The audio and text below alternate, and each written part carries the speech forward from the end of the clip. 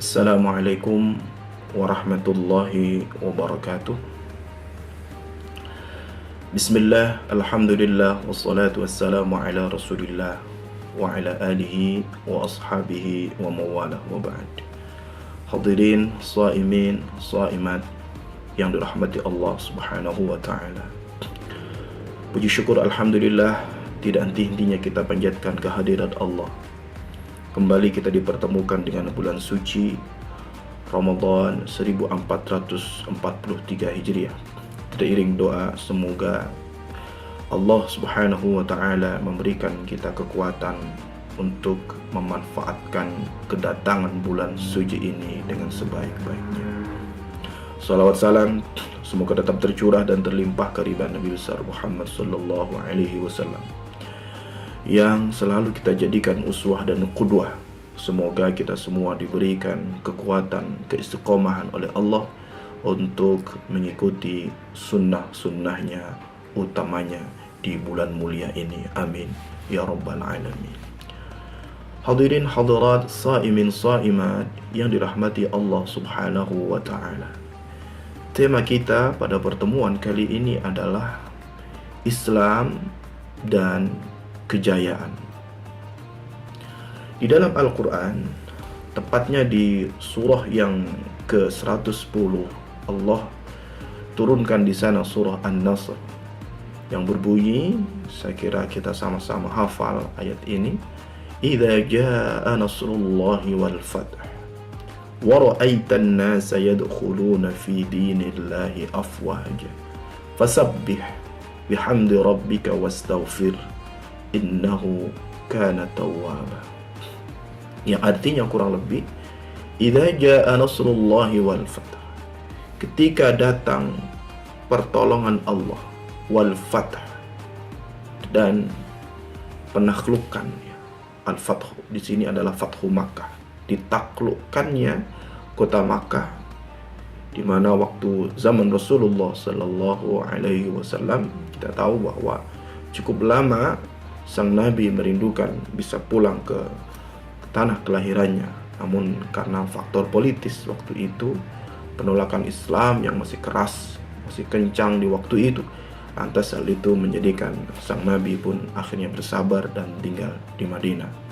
Dan ketika Fathu Makkah, umat Islam sebagaimana digambarkan dalam ayat ini, wa ra'aitan nasa yadkhuluna fi dinillahi afwaja, dan kamu lihat bagaimana manusia itu masuk agama Allah, memeluk Islam, afwaja, berbondong-bondong, tidak lagi sembunyi-sembunyi, tidak lagi ngumpat-ngumpat seperti tahun-tahun sebelumnya, tetapi di Fathu Makkah tersebut mereka memeluk Islam secara beramai-ramai.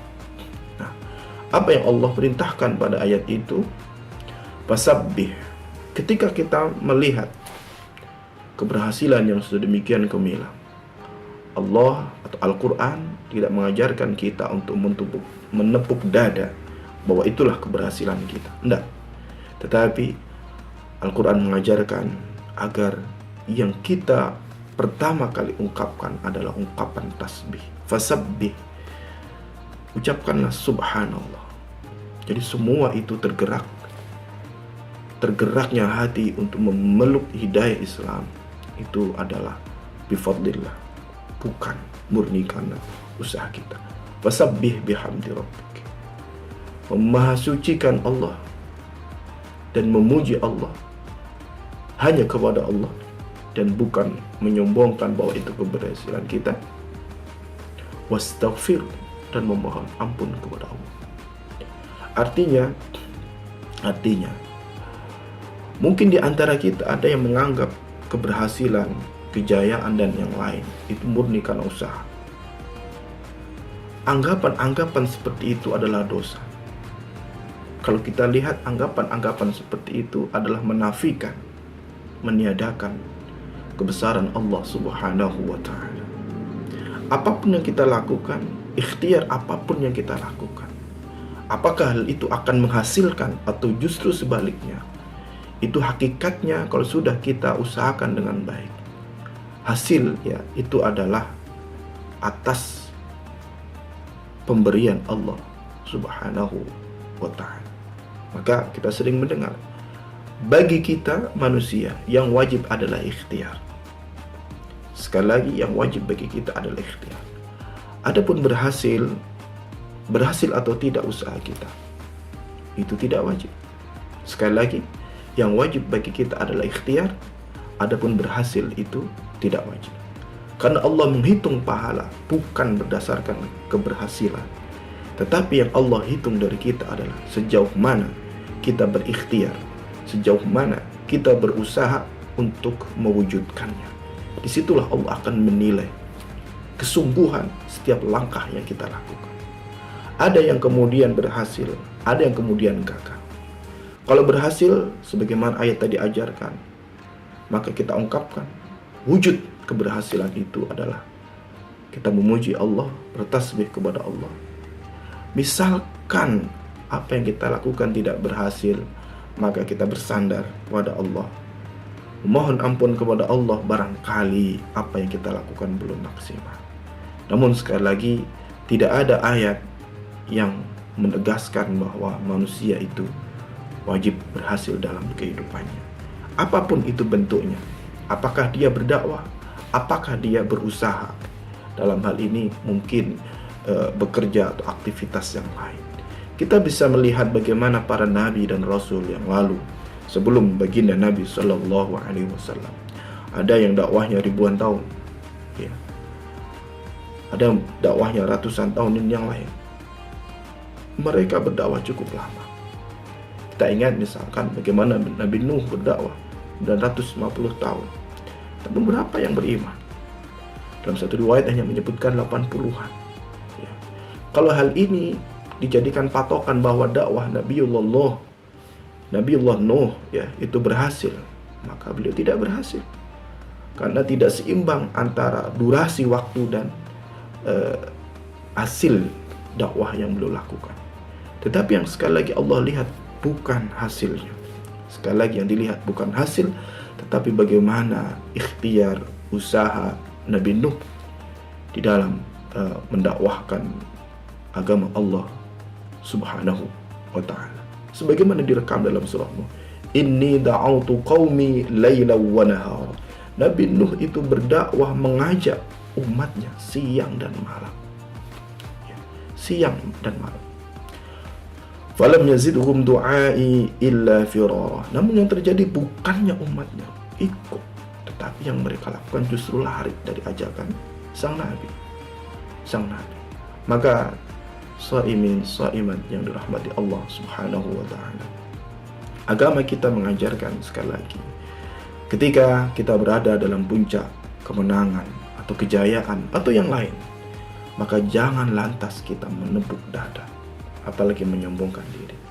Karena sesungguhnya semua itu adalah fadl dari Allah. Qul bifadlillah wa birahmatihi fabidzalika falyafrahu. Rasulullah pun juga diperintahkan oleh Allah, katakanlah wahai Muhammad, bifadlillah, semua itu adalah kan fadlnya Allah. Ya. Sekali lagi, keberhasilan kita, kesuksesan kita, apapun yang kita gapai, hakikatnya itu adalah pemberian daripada Allah Subhanahu wa ta'ala. Jangan pernah berpikir bahwa keberhasilan kita, kesuksesan kita ini adalah karena kita, karena usaha kita. Tidak ada campur tangan Allah sebagai Rabb, sebagaimana pengakuan Qarun di masa Nabi Musa ketika mereka mengatakan bahwa ketika mendapatkan kesuksesan, kekayaan materi dan yang lain, dia katakan bahwa itu semua tidak ada sangkut pautnya dengan Allah. Maka di dalam surah An-Nasr tadi, dalam lanjutan ayat disebutkan, wasabbih bihamdi rabbika wastaghfir. Ingat, selalu memohon ampun kepada Allah. Ya, selalu memohon ampun kepada Allah. Innahu kana tawwaba. Karena sesungguhnya Allah itu Maha penerima taubat. Artinya, anggapan bahwa kesuksesan itu milik kita, anggapan bahwa keberhasilan itu karena usaha kita, itu adalah dosa. Ya. kita harus berusaha menundukkan jiwa dan hati kita. Apapun yang kita lakukan, apapun yang kita usahakan, apapun yang kita upayakan, keberhasilan apapun juga itu semua harus kita taruh, kita letakkan ya di bawah rahmat Allah Subhanahu wa ta'ala. Sehingga ketika kita berhasil, kita tidak lantas bertepuk dada. Sehingga ketika kita gagal, tidak lantas kita berputus asa, tetapi itu semua dalam koridor batas ketetapan Allah Subhanahu wa ta'ala. Hadirin saimin saimat yang dirahmati Allah Subhanahu wa ta'ala. Demikian, semoga apa yang kita ungkap, apa yang kita bahas, apa yang kita uraikan terkait hikmah daripada surah An-Nasr yang tadi membahas tentang bagaimana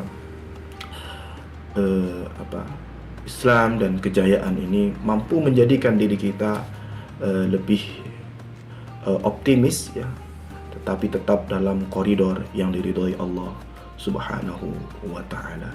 Hadanallah wa iyyakum ajma'in wal afu minkum. Assalamualaikum warahmatullahi wabarakatuh.